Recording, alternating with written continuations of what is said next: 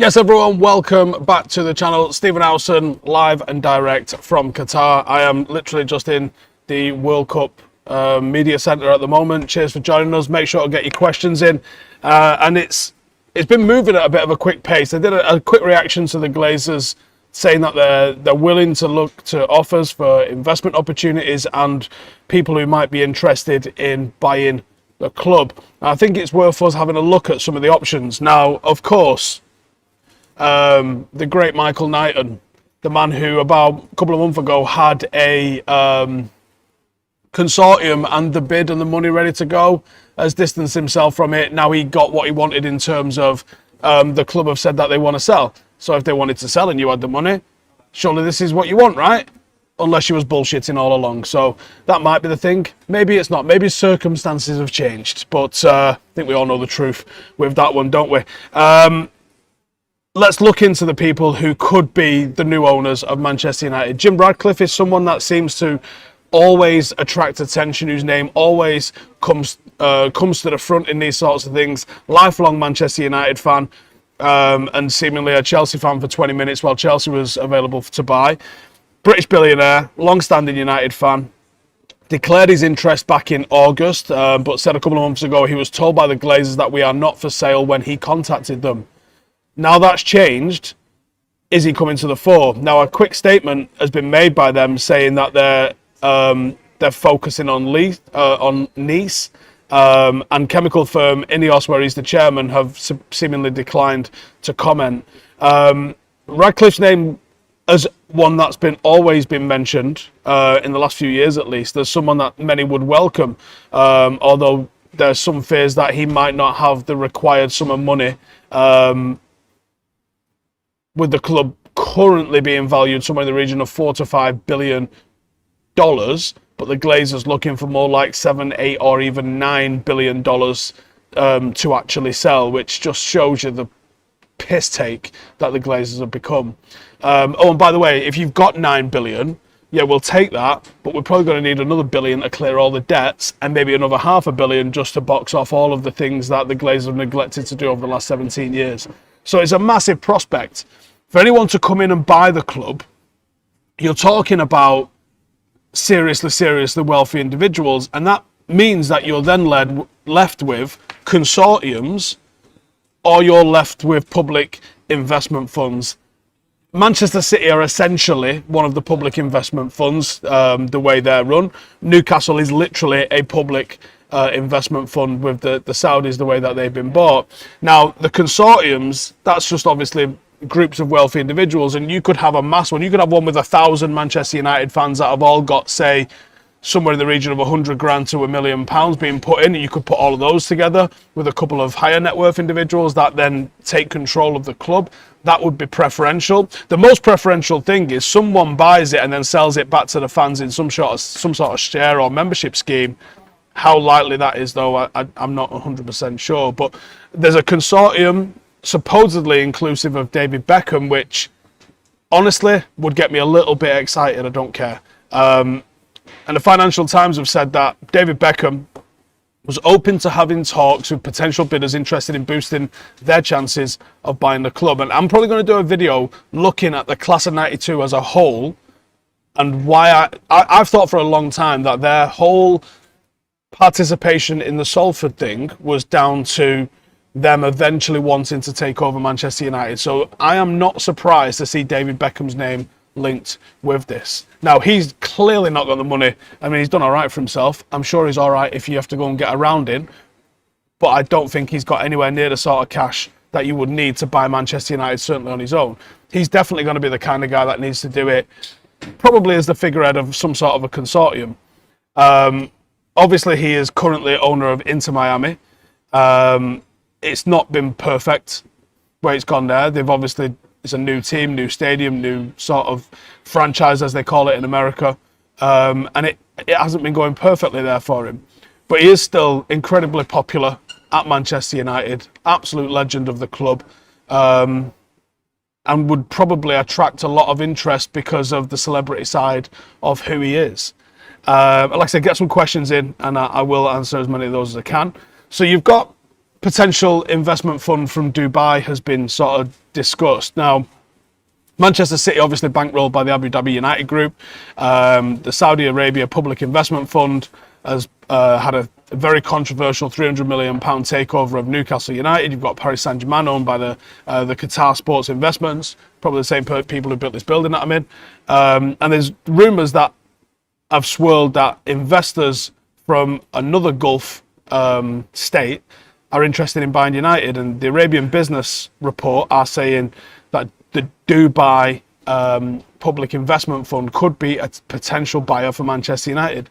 Now, if it was just a Saudi billionaire, like a bloke as unlikely as this first name is in Saudi Arabia, a bloke called Keith who's just made loads of money in shipping from Saudi Arabia, no one's got an issue with that. And if you do, it's because you've got some sort of bigotry in you.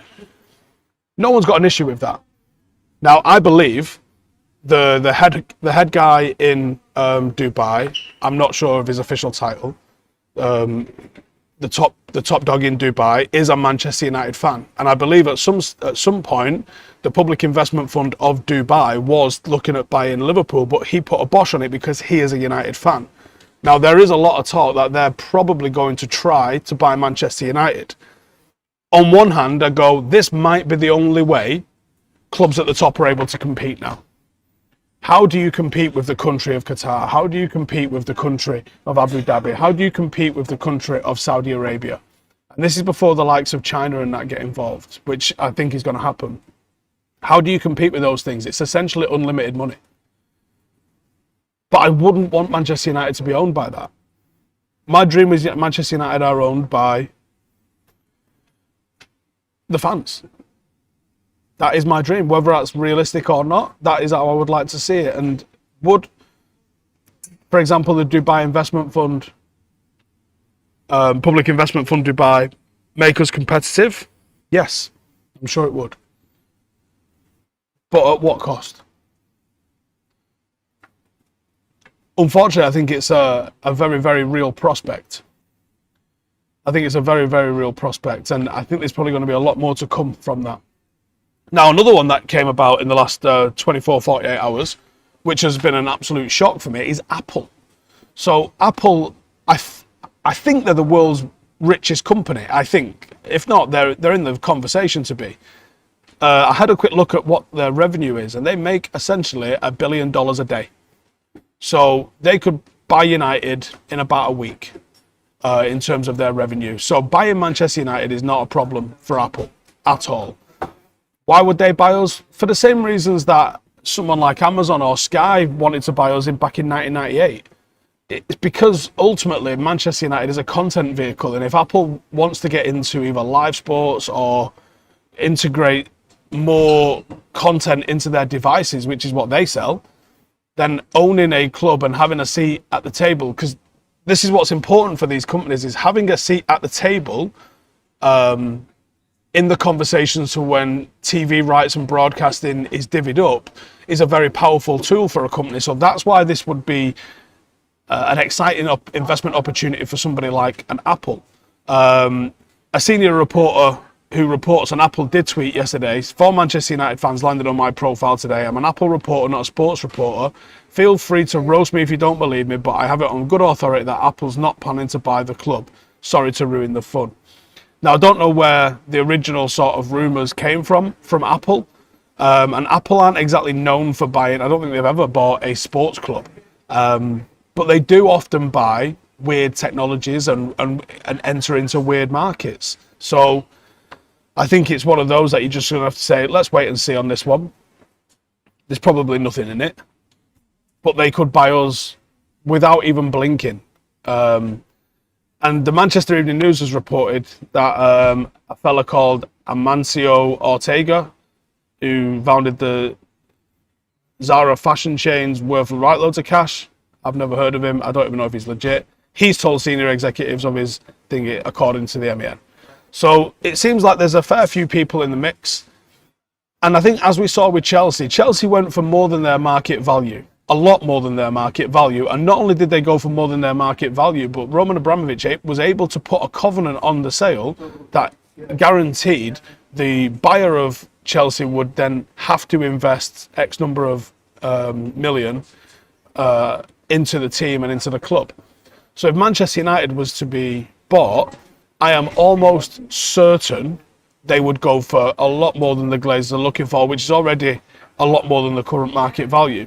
I'm pretty sure it would go to that. When Sky tried to buy us in 1998, I think they ended up offering not quite double what the share price was, but a lot more than what the share price was at the time. Valuing the club at hundreds of millions back in the 90s. So I'm pretty sure if we do actually officially hit the market, I wouldn't be shocked to see us go for a significant amount more than is currently being listed. But get your comments in. I'll answer some of the comments and see what some of you guys are saying. If comment questions about anything, questions about this takeover, questions about what we're up to at the World Cup, anything like that. Let me know if you're enjoying the vlogs.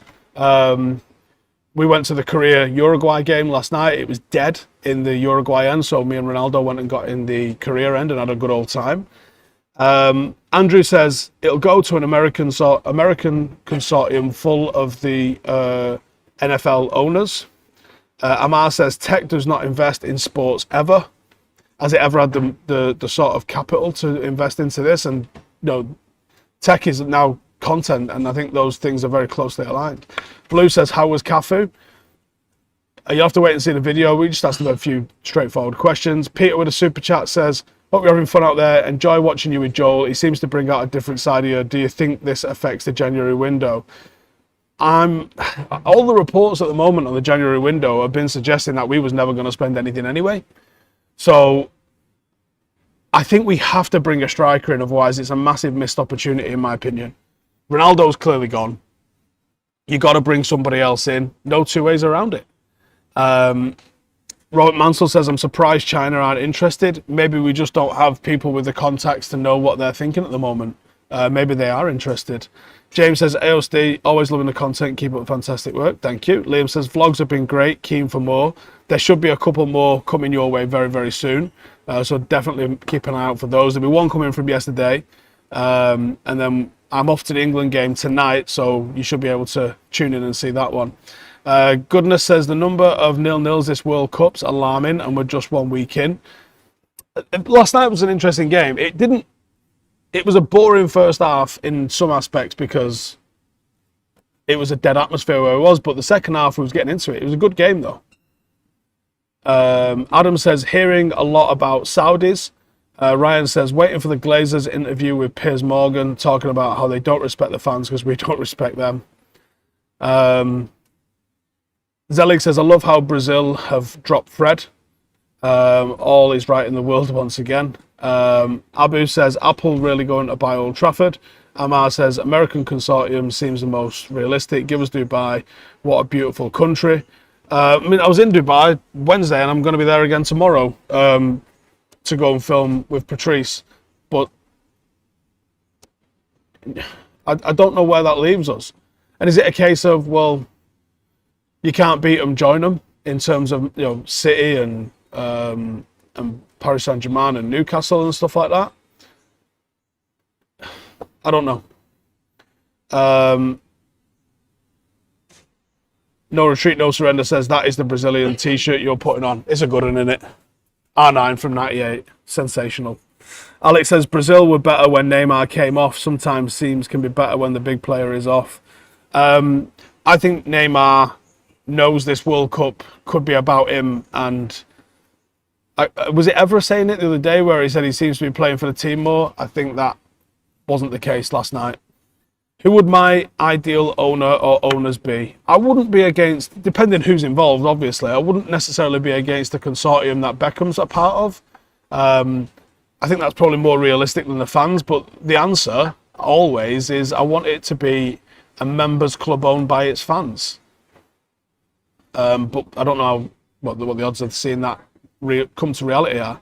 Happy with the super chat says, great to see you having fun in Qatar. Would you rather us being bought by oil money than Liverpool have fun up the paddock? Right, yes, listen. If it comes down to it, United are going to get bought out by oil money or Liverpool are going to get bought out by oil money. I say, let's get involved. Because imagine how shit life's going to be as a United fan when you're the best you're going to do is fourth. You've got Liverpool, City, and Newcastle, three pretty decent rivals of United. All that needs to happen then is Arsenal get an oil buyout, and we're like, all right, cool. We are now Spurs. Nah, if it's a case of it's us all Liverpool and one of them's getting bought, bring it on. Let's have it. Punsbra says Saudi Prince is the second largest shareholder of Apple. He can't use the family trust to buy United. It will cause conflict of interest. But is it his personal money or is it the public investment fund money? You might be right though. It might be a conflict of interest. I don't know enough about either company to say.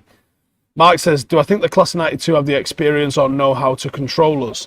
I think one of the reasons that they've been doing what they've been doing with Salford is a bit of a internship almost in how to run a football club. Now he's running a football club because they took him over in the North West Counties, which is literally 3 leagues above where Paddock are now. That's how well a job Salford have done. They took him over just a couple of leagues higher than where my essential pub team is, and now they're in League 2. And they're pushing for promotion to be a League 1 team. So, yeah, I would say I'm pretty sure they would manage. And the things that they haven't experienced as owners, they experienced as players. So, yeah, I'd have no dramas with that whatsoever. And I think it's weird how Gary Neville has stepped down as CEO. I don't know the reasons for him stepping down as CEO, obviously. We can speculate it's probably down to some sort of politics. I definitely get the vibe that Gary's trying to go into politics. Don't know this, obviously, but I'd get the vibe. Or it could be that there's something else on the cards. They were quite strategic, I think the word is, in terms of how Beckham wasn't part of the board, even though he was clearly part of the board of Salford. And then they only brought him onto the board literally like a month after his MLS franchise was accepted in the States. Do us a favour, like the video. Let us know what you'd like to see us do in the vlogs. Those who are on Patreon, we have found an aquarium. We're just trying to figure out what day we can go, what the shooting schedule looks like next week and what matches we're going to. But believe you me, we're taking Ronaldo to an aquarium. We'll be back a little bit later on to talk all sorts of nonsense with me and Ronaldo. Probably back in our apartment. So make sure to stay locked to that. I'm probably going to be on with Jay a little bit later on too. But let us know what you want to see us go and do, and what you would like to see us go and do on the vlogs. But that's what we're having it. Chase says, what I'm hearing is it's going to come down to an American or Middle Eastern. Quite possible. View from the stand says, Class of 92 don't have anywhere near the coin to even get in the door at Old Trafford. 90% of Neville and Class of 92 is funded by Peter Lim. Am I missing something? No, we're not saying that they're going to be putting their hand in the pocket for it, but you could see them being part of a consortium to go and do that. Who is a realistic number 9 available in January?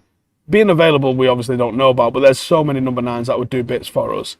So we just did a poll. Who would you rather own United? Apple came out on top with 28%. Dubai with 27%. Jim Ratcliffe 22%. Class of 92 21%. So very, very, very, very split. Interesting.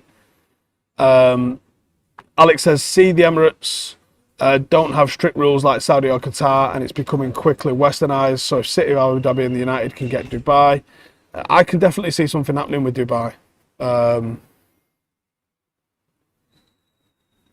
Amar says, Saudi investor who wants to buy United, his king is the owner of Newcastle, it can't happen. I'm sure there's Saudi investors that have got, rival competitors. I mean, I'm sure that happens. Kyle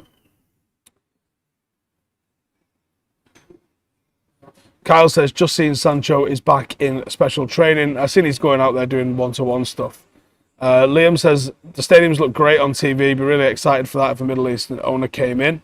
They've spent money on this one. I think they spent somewhere in the region of $300 million, I think it was, when Russia spent 18. So it had gone up from like 11 to 18 in previous World Cups, and this lot just went in and went, bosh, 300. Mental. How am I liking Qatar? In reality, I haven't been to a mall. I haven't eaten in a restaurant yet. We've been so busy covering games, attending games. And it's like, if you go to one United game, think about the amount of travel that's involved in getting to and from one game at Old Trafford. And what happens is the roads are closed for like 4 or 5 hours around a game. So it makes it quite difficult to get to a game unless you're getting on the train. And the trains are obviously rammed. They do a decent job. You do get on them, but they're rammed. I just haven't had a time to really explore the place. I think it'll get easier to do once we get to like the knockout rounds, because there's less games. Because the amount of games at the moment, it's so hard keeping up with all of the games, especially when we're traveling. Like, me and Ronaldo only managed to catch the second half yesterday of Portugal-Ghana, because that was what we literally got home at half time. Watched the Brazil game at home. That's the first game I've actually sat down and watched on telly, is the Brazil one. Like that, it's just been absolutely bonkers. It's been well busy. Pedram says, how will the club's debts affect the bids and price estimates that the Glazers are supposed to be held responsible for that? The Glazers will just 1000% just say, we'll sell it, but you clear the debt. And there'll be people willing to do that. Yvonne says, good morning. Voted Class of 92 purely because they share the most opinions with us fans. I think they are fans. And I think that's the most important thing. Paul Madison says, Sir Jim, football is more important than just money and sponsorship. And then Danny Quinn says, get me an oil, daddy, all day, any day. Righty, that's it from me. As always, thank you guys for tuning in. We're doing an XG later, and for those on Patreon, we're doing an XG extra. I asked a question the other day in the Patreon chat. If you've not answered it, go and get your question in now. Me and Ronnie will make sure that we answer those when we get back to the apartment a little bit later on. But I'm off to the England game in a bit. Probably going to speak to Jay, and I'll catch you guys in the next one. Laters. Hey, thank you for watching the video. If you are new around these parts, then don't forget to subscribe. My channel is proudly supported by my community on Patreon. If you'd like to get a little bit of extra content, a Discord group, meetups, five-a-side games, weekly podcasts, behind the scenes, and even an occasional bit of transfer news as and when I get it, then for the price of a pint, you can show your appreciation for the content that we make and get some goodies for doing so as well. Check the link in the description or click the button right here. You'll also find all of my socials here too if you want to follow me on any of those platforms. Nice one.